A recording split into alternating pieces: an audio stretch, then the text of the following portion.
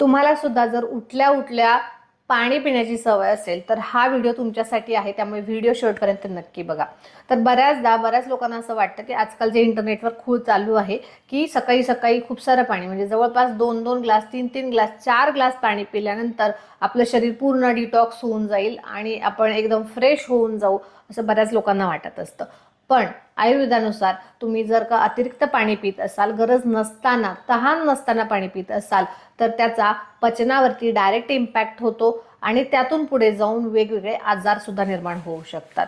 ज्याप्रमाणे शरीराला आहार पचवण्यासाठी ऊर्जा खर्च करावी लागते, त्याचप्रमाणे शरीराला पाणी पचवण्यासाठी सुद्धा ऊर्जा खर्च करावी लागते. म्हणजेच पाणी सुद्धा शरीराला डायजेस्ट करावं लागतं. आपलं शरीर काही फ्लश सिस्टम नाहीये की तुम्ही वरून पाणी टाकलं की लगेच फ्लश होऊन सगळं डिटॉक्स होऊन ते पाणी शरीरातून बाहेर निघून जाईल. तर तसं नाहीये. शरीराला ते पाणी पचवावं लागतं, किडनीला ते पाणी जे आहे ते फिल्टर करावं लागतं आणि हा अतिरिक्त ताण आपण आपल्या शरीरावरती, आपल्या शरीराच्या सिस्टम्सवरती वाढवत असतो आणि त्यामुळे पुढे जाऊन वेगवेगळे आजार निर्माण होऊ शकतात. आयुर्वेदिक संकल्पनेनुसार शरीरामध्ये आमाची, टॉक्झिन्सची अतिरिक्त निर्मिती होते आणि मग तो आम शरीरातील इतर ठिकाणी जाऊन त्यापासून वेगवेगळे व्याधी निर्माण करतो. म्हणूनच जर का तुम्ही असं काही करत असाल, कुठलंही फॅड ऐकून जर का तुम्ही पाणी पित असाल, तर ते आजच बंद करा.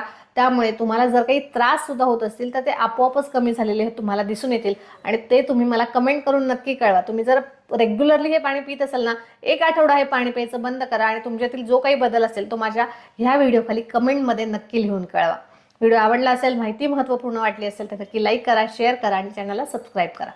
धन्यवाद.